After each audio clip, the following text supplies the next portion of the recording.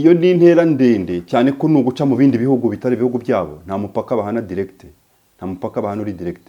Ikindi simbona Israel ifite ubushobozi bwo kuvuga ngo icyo ko akora kwa aeroporta abasirikare ngo ibavane wenda muri Israel igende ibamene muri Iraq, noneho bafate inzira kujya gutera ko bagiye kugira ibice bafata muri Iran.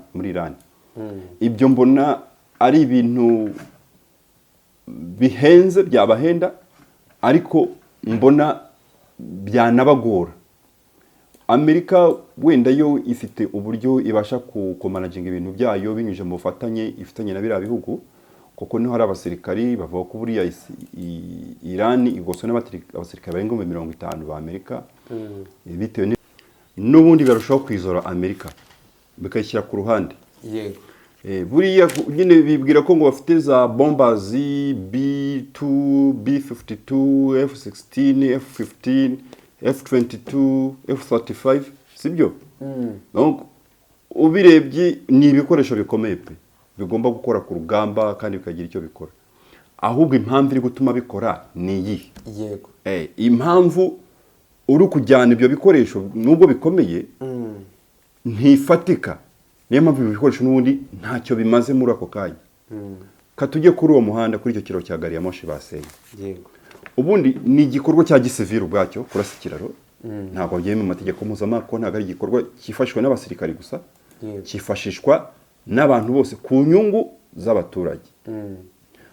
Ikindi kandi ni igikorwa gifasha kiri strategique, kuko nicyo gikorwa Ubushinwa bukoresha meme n'Uburusiya ngo bibashe kugeza ibicuruzwa ku baturage ba Iran. Kukirasa rero nta guciye intege Iran, ahubwo ayihaye imbaraga, kuko abayifasha hari ubundi buryo bwinshi cyane bashobora kwifasha ibikoresho bikayigeraho, kandi umwanzi bakamurwanyiriza hamwe. Yego. Ntabwo twavuga ko n'ubundi Amerika n'Ubushinwa cyangwa Amerika n'Uburusiya n'ubundi nta mubano mwiza wihariye bagirana, ku buryo wavuga ko hari umwe wababazwa n'ukundi ahombye. Uyu munsi Amerika icyo kiraro n'ubundi ni ya rivalite ihora hagati ya Amerika n'Uburusiya, ni ya rivalite ihora hagati ya Amerika n'Ubushinwa mu za ntambara z'ubucuruzi. So kuvuga uyu munsi rero uburyo bwo gufasha Iran kugira ngo bigaranzura Amerika bazabikora, basanzwe babikora, kandi bazabikomeza kubikora no mu bundi buryo icyo kiraro cyacitse. Ariko na Amerika image yayo yamaze kusandara, kuko iri kwibasira ibikorwa remezo bya gisivili bitari ibikorwa bya gisirikare. Amakuru babajije Putin baza bati ko tuzi neza ko Iran yagufashije muri bihe by'intambara urimo na Ukraine, we kuki utabafashije? Putin avuga ati twebwe mu by'ukuri ntabwo Iran igeze idusaba ubufasha. Amasezerano basinyanye y'igisirikare ntabwo harimo amasezerano, ntabwo harimo gahunda y'ubutabarane uko igihugu kimwe gitewe ikindi cyatabara ikindi. Ariko arongera avuga ati mu by'ukuri twasabye Iran ko twategura air defense system tukayitegurira hamwe. Icyo gihe Iran iyo offer irayideklina, irayanga. Rero nta kintu twigeze twima Israel, twinye Iran yadusabye ngo tukiyime. Ariko amakuru ajya kura akavuga ko buriya Iran kuva muri 2020 yakomeje gusaba Uburusiya ngo buyihe ziriya ndege za Su-35, bikavuga ko iyo offer Uburusiya bwayigenjeje gahoro kubera impamvu zabo za swate zo kutabasha gutuma idahita isharinga indege yabo ngo babashe kuyiha ibindi, kuko nta kindi gihugu barayigurishamo. Igihugu bazabigurishijeho cya mbere ni Iran. Ikindi gihugu cyabashe kuyiguraho burani na Algeria. Ariko Algeria iyo delivery bayivuba ahangaha ntabwo ni mu buryo bwa vuba. Rero bavuga ko Uburusiya bwakomeje gutinza iyo delivery, kuryo bavuga ko delivery za mbere nibura yagombye kuba zarabagezeho muri 2024 na 5, ariko baza kubitinza bavuga ko nibura za mbere zabagiraho muri 2027. Icyo kikaba ari challenge ikomeye ku gisirikare kirwanira mu kirere cya Iran, ariko twizeye ko uko bisa kose izo Su-35 bazazitanga. uvuga neza kandi ukandika ikidage nk'uwakivukiyemo kubera ko wagize amahirwe yo kwiga muri DH Sprachenhub German Language Academy. Ich habe zwar nicht so viele verrückte Hobbys wie du, doch ich habe auch. Ushobora gusanga ibyo bavuze ari wowe bireba, ariko ntabwo wabimenya kubera ko utazi ikidage. Gusa nzi abanyarwanda bakivuga nk'uko nguko neza neza. Aba bakize muri DH Sprachenhub. Iyi ni German Language Academy.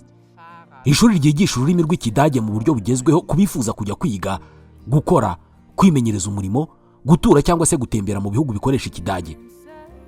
Ibi byose ni byiza, ariko hari ikibazo.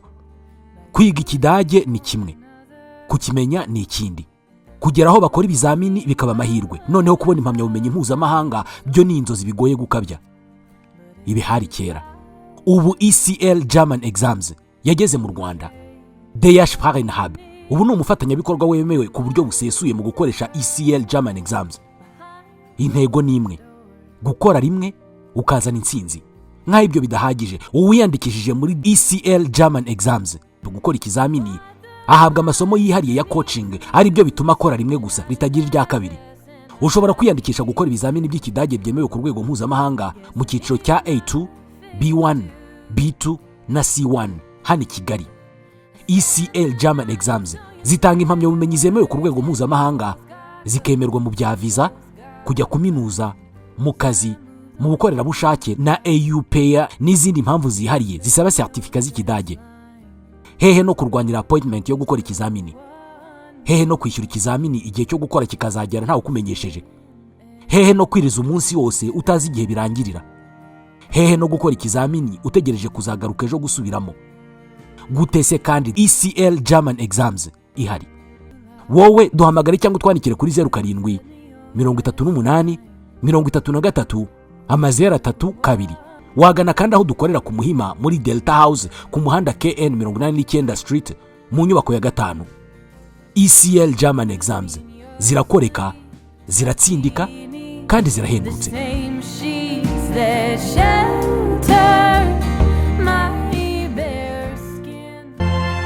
Aka kanya tuvugana, ibihumbi by'amatoni y'ibiribwa byuzuye ubwato burimo kogoga inyanja z'isi bugana mu bihugu bitandukanye. Nguko uko Gasharu General Trading Limited ishyira ibyo kurya ku meza yacu. Kompanyi ikorera mu mujyi wa Kigali izobereye cyane mu byo gutumiza ibyo kurya mu mahanga, cyane cyane salsa tomato paste ziva mu Butaliyani, umuceri uva mu Buhindi, Pasco tomato paste ziva mu Misiri n'ibindi. Niba uri umucuruzi, kurangurira ibyo kurya muri Gasharu General Trading Limited nicyo cyemezo kiruta ibindi ushobora gufata uyu munsi. Batanga facture ya IBM yuzuye ihwanye n'amafaranga wishyuye. Bakorera mu mujyi muri Centenary House, ariko bakagira ububiko bunini ku Muhima hafi y'urusengero rw'Abadivaniste. Hamagara 07 88 30 23 cyangwa 07 82 70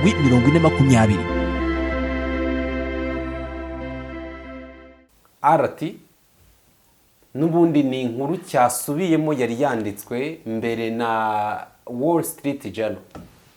Kiravuga ko Israel yabwiye Leta Zunze Ubumwe za Amerika ko hari umugambi mushya wa Iran wo gushaka kwica Donald Trump. Mu nama yaberaga hariya i Ankara muri Turukiya, Perezida Donald Trump yagize ati ndi umuntu wa mbere uri ku rutonde rwa Iran ishaka kwica. Iyo video twanayitangije ikiganiro. Trump arashimangira ko rwose Israel tuziho ubutasi bukomeye cyane. Ati rwose yamubwiye ko Iran ifite umugambi wo kwica Trump. Ese Iran yaba ifite uwo mugambi, yabigeraho kwica Perezida wa Leta Zunze Ubumwe za Amerika? Birashoboka. Mu mirebere yanjye uko mbibona, ni nko gushaka kugaragaza, kuvictimiza, ku blackmailinga Iran kugira ngo abantu bumve ko ari abantu b'abagome. Yego. Ikiriho cyo tudashidikanya, nkuko Amerika yishe Ayatollah Ali Khamenei, ni nkuko abaturage ba Iran nabo babonye Perezida wa Amerika bamwica. Ibyo ni si cyo kwirwa dutindaho. Bamakuye. Nicyo nshaka kugeraho nyine. Nicyo nshaka kugeraho. Bagize aho bamubona. Nkuko nawe wisha abayobozi, kuko umuntu wisha abayobozi babo barenga 40, ntago bamubonye rwose bamurebera izuba. Ni ibisanzwe. Ariko buriya Perezida wa Amerika ni umuntu urinzwe cyane nanone. ni umuntu urinzwe cyane ku buryo kuvuga ngo abaturage ba Iran bamugezeho ku buryo baporotinga igitero cyo kumwica ntabwo mbona ko ari ibintu biri hano hafi. yego nkumva ko rero iryo jambo Trump yavuze bitewe n'ibiharimo ibitero batangiye kongera kurasa muri Iran n'ibiki, kandi batangiye kurasa ibyo bitero nyine ari ku mupaka, ari mu gihugu gihana umupaka na Iran, ari muri Turukiya, hari hafi yabo cyane, ari uvuga ko ari abashaka kumwica, yari ari hafi yabo cyane. Nkabona ko rero kuvuga ngo niwe uri priorite, uri ku bantu b'ingenzi Iran ishaka kwikiza ikaba yabica, ntabwo simbibona ko bifite agaciro gakomeye, kuko ntabwo Iran mbona iri kuri calibre yo kuba yabasha kugenda ngo yinflectinge, yinjire itate igire kuri president wa Amerika ibe yabasha kumwica. Nicyo gisubizo mbona gishoboka. yego hagati aho uwitwa John Bolton uyu yabaye ambasaderi muri Leta Zunze Ubumwe za Amerika, yari minisitiri muri UN, yaba ambasaderi muri UN, aba na secretary ushinzwe ubucamanza justice. yego uyu rero yaje rwose aravuga, iyi video nayo twayitangiranye, ati rwose Trump akunda gukina n'imitekerereze y'abantu no kubarakaza cyane. Mu gihe cya manda ye ya mbere, umunsi umwe nari mu biro bye, yari ari gutegeka umuntu kwandika ubutumwa kuri X, maze aramubwira ati andika interuro ya nyuma yose mu nyuguti nkuru. Hanyuma arahindukira arambaza ati uzi impamvu mubwiye kubikora? Ndamusubiza nti oya, ni iyihe? Aransubiza ati ni ukubera ko bituma basara. Ati none se kuki ahora avuga gufata Greenland? Ni ukubera ko bimutera ibyishimo no kubona abantu babirakariye cyangwa se bibateye urujijo. None kuri iyi myitwarire tumubonana kuri Iran, kuri uku guhindagurika kuri iyi ntambara ya Iran, byaba bikubiye muri uyu mujyo? Nibyo Trump wumva ko akunda kwishyira ku ruhande rwiza buri gihe, akunda kwigaragaza nk'umuntu w'umunyembaraga, akunda kwigaragaza nk'umuntu ufata ibyemezo kandi ko kabifata biri brutale, yego akanabifata kuko yaba umuntu ushyira mu gaciro, ntabwo ari kwemera ko intambara bari kurwana muri Iran bayikora, kuko abaperezida benshi ba Amerika Israel yagiye begera, bakora imibare, bakora calculations, bakabona ari intambara Amerika itazabasha kwikuramo. We rero biba ngombwa ko Israel imwegera muri ya brutalite ye, avuga ati nk'umuntu wiyemera udashyibanza kumezera ibitekerezo no kumezera ibintu bigiye kuba, avuga ati dutere. Ariko uyu munsi urabona ibiri kuba, urabona ko intambara mu by'ukuri Amerika yayinaniwe, ntabwo iri kwishobora. Uyu munsi nandi kureba kuri Al Jazeera mu kanya, bari kuvuga bati uko bisa kose Amerika igomba gushaka uburyo ihagarika iyi ntambara, igomba gushaka uburyo ihagarika intambara, kuko muri scenarios zose babona Iran ariyo ifite avantage. Nubwo yakora agakorwa gatoya Iran ikoze, amaso yose bahita bayahanga Amerika ko ariyo bayigashoza ntambara muri bihe turimo. Ku buryo ubona ko uko byagenda kose umupira uri mu ntoki za Iran niyo izatanga uko ibintu bigomba kugenda. Gukangata, kurasa, kuvuga ngo izo za sharing, gukomeza kurasa ibikorwa remezo, ntabwo biri muri avantage ya Amerika, ahubwo birarushaho kugenda bitanishinga image yabo ku rwego mpuzamahanga, kuko bari kurasa mu buryo butarimo gahunda, buri muri zagara, ku buryo image yayo ku rwego mpuzamahanga rwose iyi miragenda iba nabi cyane. Ku munsi w'ejo, ubwo mu ijoro ryashyiraga ku munsi w'ejo, ariko n'ejo n'ubundi ni ejo kuwa kane hashize, mu bitero bya kabiri Leta Zunze Ubumwe za Amerika byikurikirana zari zakoze, zari zagize gutya mu bitero byayo zigaba igitero noneho ku kiraro cy'ingenzi cya gari ya moshi. Ni ikiraro n'ubundi cya gari ya moshi kiri mu majyaruguru ya Iran, ni gisanzwe gihuza igihugu cy'Ubushinwa ndetse n'Uburusiya nk'uko byatangajwe n'ubundi n'ibiro ntaramakuru bya Iran Fars News Agency bakavuga ko iki gitero cyakoreshejwemo misile zo mu bwoko bwa cruise kikaba ari igitero cyibasiye icyo kiraro cya gari ya moshi giherereye mu ntara ya Goristan mu majyaruguru y'uburasirazuba bwa Iran. Ibi biro ntaramakuru bikaba byaravuze ko aha hantu hari ahantu h'ingenzi cyane ku murongo mugari wa gari ya moshi uhuza Ubushinwa ndetse n'igihugu cya Turkmenistan ndetse na Iran ndetse n'Uburusiya. Bakavuga ko iki gitero cyabaye n'ubundi nyuma y'uko Iran yari yahagaritse ingendo za gari ya moshi zitwara abagenzi hagati ya Tehran ndetse na Mashhad uherereye n'ubundi ni inzira iherereye mu burasirazuba bw'iki gihugu. Nyuma y'icyo abaturage n'ubundi bari babonye ko ibitero bya Leta Zunze Ubumwe za Amerika birimo biraba umunota ku munota. Ariko se kuba Leta Zunze Ubumwe za Amerika mu bitero zakoze ku munsi w'ejo nubwo aka kanya hongeye kuvuka agahenge ariko nako katizewe bikibasira noneho bigatangira kwibasira ibiraro bihura n'ibyo Donald Trump noneho yari yatangaje mbere.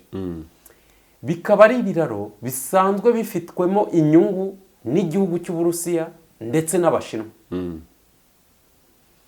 Ibyo bintu ntabwo bishobora kuzura umwuka mubi n'ubundi hagati y'Ubushinwa, Uburusiya kuri Leta Zunze Ubumwe za Amerika bakongera support yabo ku gihugu cya Iran nk'uko byahoze byavugwaga cyane muri iyi ntambara mbere y'uko agahenge n'ubundi kongera gushyirwa mu bikorwa. Rakoze ibyo ngibyo ubwabyo uko bimeze uyu munsi n'ubundi barushaho kwizora Amerika bikayishyira ku ruhande. Yego. Buriya nyine bibwira ko ngo bafite za bombazi B2, B52, F16, F15, F22, F35 sibyo? Donc ubirebye ni ibikoresho bikomeye pe bigomba gukora ku rugamba kandi bikagira icyo bikora. Ahubwo impamvu iri gutuma bikora ni iyi. Yego. Impamvu uri kujyana ibyo bikoresho nubwo bikomeye ntifatika. Niyo mpamvu ibi bikoresho n'ubundi ntacyo bimaze muri ako kanya. Katujye kuri uwo muhanda kuri icyo kiraro cya gari ya moshi basenye. Yego. Ubundi ni igikorwa cya gisivili ubwacyo kurasa ikiraro. Ntabwo byemewe mu mategeko mpuzamahanga, ntabwo ari igikorwa cyifashishwa n'abasirikari gusa. Cyifashishwa n'abantu bose ku nyungu z'abaturage.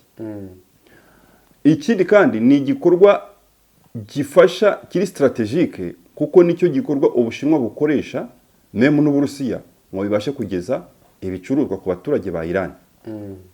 Kukirasa rero nta guca intege Iran ahubwo ayihaye imbaraga kuko abayifasha hari ubundi buryo bwinshi cyane bashobora kwifasha ibikoresho bikayigeraho kandi umwanzi bakamurwanyiriza hamwe. Yego. Ntabwo twavuga ko n'ubundi Amerika n'Ubushinwa cyangwa Amerika n'Uburusiya n'ubundi nta mubano mwiza wihariye bagirana ku buryo wavuga ko hari umwe wababazwa n'ukundi ahombye. Uyu munsi Amerika icyo kiraro n'ubundi ni ya rivalite ihora hagati ya Amerika n'Uburusiya, ni ya rivalite ihora hagati ya Amerika n'Ubushinwa mu za ntambara z'ubucuruzi. So kuvuga uyu munsi rero uburyo bwo gufasha Iran kugira ngo bigaranzura Amerika bazabikora, basanzwe babikora kandi bazabikomeza kubikora no mu bundi buryo icyo kiraro cyacitse.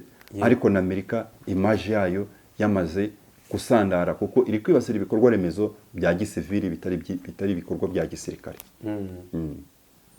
Hanyuma kuzamo cyangwa se Abarusiya n'Abashinwa kongera igikorwa runaka bashobora kongera gukora. Urabona ubigereranyije n'ubushize n'uburyo Trump yitwaye mu kibazo. Ubu urabona iyi myitwarire yazisa gute kuri iyi nshuro? Imyitwarire nta kiri buhinduke ku myitwarire kuko ndavuga kuri Leta Zunze Ubumwe za Amerika nyine ku Bashinwa n'Abarusiya. Icyo kibazo bakibaje Trump baramubaje bati ese ntabwo ufite impungenge ko Ubushinwa cyangwa Uburusiya buri gufasha Irani bikagufasha kukurwanya? Trump arasubije ati tibyo ngibyo no burenganzira bwa kubikora, tinatu turabikora handi. Sibyo yaravuze tinatu turabikora, tinatu ubwo ni nkaho yavuze tinatu turugufasha Ukraine kandi Ukraine raraso Uburusiya. So Amerika rero nta yindi myitwarire ifite uretse kwemera realite y'ibiri kuri terrain. Kuko niba uyu munsi bavuga ngo data ziri accurate ahantu Iran irasa, data kenshi ibazihawe n'ibyogajuru by'Ubushinwa. Yego. Ibyo ntacyo Amerika yabikoraho. Ntacyo yabikoraho kuko ni uburenganzira bw'Abashinwa kuba bakorana n'uwo bifuza kugira ngo ibyo imikoranire yabo ikomeze igende neza. None se niba ubu ngubu Amerika ariyo iri gutanga imirongo drone ziracaho zijya kurasa mu Burusiya, kuko ubu Ukraine ubwo ntabwo bishoboye. None se ni ukuvuga ko Uburusiya bubiyobewe ko coordonnées bazihabwa n'ingabo za Amerika bakoresha amasatelite yabo. Yego. Ibyo rero ku isi ubonye uko ahombye undi aramuhombya, uhombye uburyo aguteza ibibazo arabiguteza, inzira zose yabinyuzamo. Ntacyo rero mbona Amerika yenda kubikoraho uyu munsi, cyane ko ibyo Ubushinwa cyangwa Uburusiya buri gukora Amerika nayo ibikora mu bindi bice kugira ngo ibarwanye. Yego. Nahoze mbona kuri World Radar baravuga ko Israel yatangiye imyiteguro y'igitero kinini gishobora kwibasira igihugu cya Iran. Israel impamvu ikomeje n'ubundi cyangwa se yaba iri gutegura igitero kuri Iran, ishaka n'ubundi gukomeza intambara. Nyamara muri iyi minsi barasanaga na Leta Zunze Ubumwe za Amerika, yasaga nk'aho icecetse. Igashaka kubikora maginga aya ngaya, cyangwa se igihe ishaka kubikorera bitewe n'iyi myiteguro nyine ikomeje.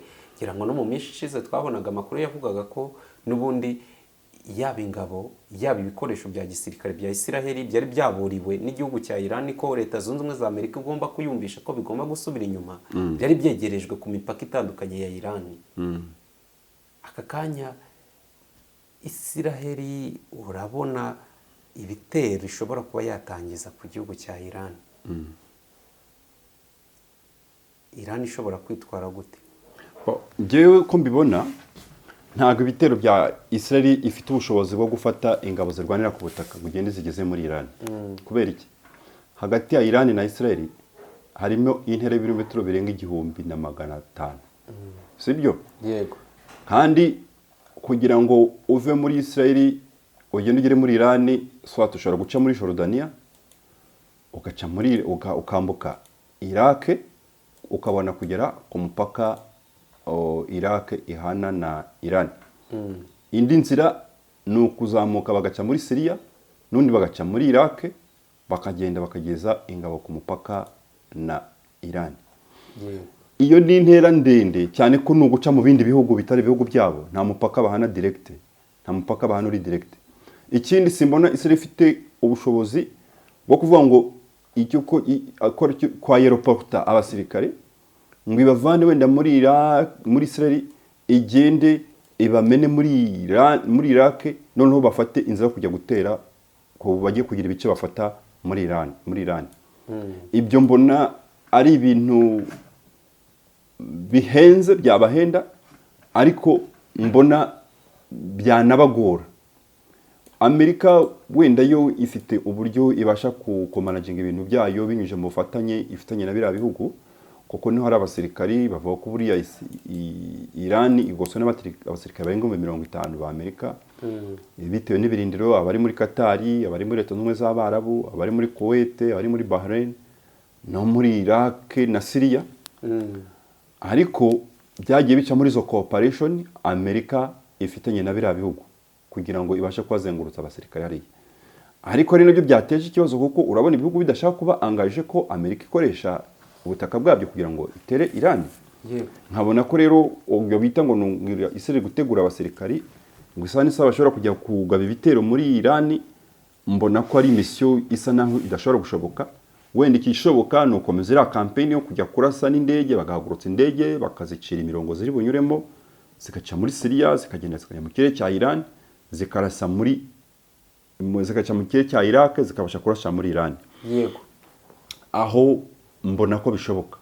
Ariko izindi scenarios zose mbona bagerageza, kuko ntago bahana umupaka waba w'amazi waba w'ubutaka, ibyo mbona ko ari ibintu bigoranye cyane kuvuga ngo Israel iri ko organize igitero cyo ku butaka gishobora kwenda kikagira ibice gifata muri Iran. Hano hari indi nkuru kare nahoze nsoma yanditswe na Global Surveillance iravuga ko igihugu cy'Uburusiya kugeza kuri ubu kiri kugerageza kongera umuvuduko wo guha ingabo zabwo ndetse n'indege za Sukhoi 35 mu rwego rwo kwibanda mu guha nyine n'ubundi gukomeza gufasha kongerera ubushobozi mu by'intwari igihugu cya Iran. Hano bakavuga ko ingabo zirwanira mu kirere z'Uburusiya Russia Aerospace Forces ziteganyijwe n'ubundi kwakira indege z'intambara zo mu bwoko bwa Su-35 ngo Sukhoi 35 ku kigero gito n'ubundi ugereranyije n'uko byari bisanzwe nyuma y'uko uruganda rwa Komsomolsk on Amur Aviation Plant n'ubundi rukomeje kwibanda ku kuzuza ibicuruzwa byinshi byoherezwa mu mahanga bigenewe igihugu cya Iran aho kujya imbere mu Burusiya. Amakuru akavuga ko mu ntangiriro z'ukwezi kwa karindwi urwo ruganda rwari rumaze kurangiza gukora indege 20 za Sukhoi 35 zigenewe ingabo zirwanira mu kirere za Iran. Iran kandi igategeka ko izindi ndege 28 bikaba byitezwe ko nazo zigomba kuba zatangiye n'ubundi kuzanwa n'amato hariya mu gihugu cya Iran. Baravuga ko ari amato agera kuri 48 azaza n'ubundi afite zino Sukhoi zigera n'ubundi nazo kuri 28 kongeraho 20 ni 48. Ibi byo harimo ubutumwa ki biratanga ishusho ubundi bivuze iki? Mwakoze. Ubundi ikibazo igisirikare cya Iran gifite ikibazo cy'igisirikare kirwanira mu kirere. Uburyo bwa air defense system ndetse n'indege z'intambara zigezweho nazo bafite kuko indege bafite indege za F-14 ni indege zaraguzwe muri Amerika mbere yuko revolution iba. Nizo ndege zazigezwe icyo gihe. Ku buryo uyu munsi indege za generation ya 5 indege za generation ya 4 ntazo Iran igira. Ari nacyo kibazo buriya gikunda kubaho gituma Amerika yirashe irayirasa ikayishengabaza cyane kubera ko iyo air defense system yayo idafite imbaraga itigeze yitegurwa neza. Nibuka ko muri cyagiye cy'iminsi 12 ntambara iminsi 12 nibwo abanyamakuru babajije Putin babaza bati ko tuzi neza ko Iran yagufashije muri ibi by'intambara urimo na Ukraine we kuki utabafashije. Putin avuga ati twebwe mu by'ukuri ntabwo Iran igeze idusaba ubufasha. Amasezerano basinyanye y'igisirikare ntabwo arimo amasezerano ntabwo arimo gahunda y'ubutabarane uko igihugu kimwe gitewe ikindi cyatabara ikindi. Ariko arongera avuga ati mu by'ukuri twasabye Iran ko twategura air defense system tukayitegurira hamwe. Icyo gihe Iran iyo offer irayideklina irayanga. Rero nta kintu twigeze twima Israel twinye Iran yadusabye ngo tukiyime. Ariko amakuru ajya kura akavuga ko buriya Iran kuva muri 2020 yakomeje gusaba Uburusiya ngo buyihe zira ndege za Su-35 bikavuga ko iyo offer Uburusiya bwayigenjeje gahoro kubera impamvu zabo za swate zo kutabasha gutuma idahita isharinga indege yabo ngo babashe kuyiha ibindi kuko nta kindi gihugu barayigurishamo. Igihugu bazabayigurishijeho cya mbere ni Iran. Ikindi gihugu cyabaje kuyiguraho burani na Algeria. Ariko Algeria iyo delivery bayivuba hangaha ntabwo ni mu buryo bwa vuba. Rero bavuga ko Uburusiya bwakomeje gutinza iyo delivery buryo bavuga ko delivery za mbere nibura yagombye kuba zarabagezeho muri 2024 na 5 ariko baza kubitinza bavuga ko nibura za mbere zabagiraho muri 2027. Icyo kikaba ari challenge ikomeye ku gisirikare kirwanira mu kirere cya Iran. Ariko twizeye ko uko bisa kose izo Su-35 bazazitanga. Ikindi Iran ubwo ya developye air defense system yabo byari byoroshye cyane ko bayiha S-400 kugira ngo ibashe kuriperinga ibitero byo mu kirere by'ingabo za Amerika n'iza Israel, ariko n'ubundi bari bakirerahinga kuri air defense system iriho bakoreye mu rugo bo ubwabo. Yarabafashije mu buryo bumwe cyangwa ubuhe, kuko hari indege za Amerika zabashije guhanurwa, hari amadrone y'intambara ya Amerika yabashije guhanurwa menshi, nimusibe ejo hari drone yahanuwe, ku buryo bigaragara ko iyo synergie iri hagati ya Irani, Uburusiya n'Ubushinwa nibakorera hamwe bazabasha kwirukana Amerika muri kariya karere, simbitindaho cyane.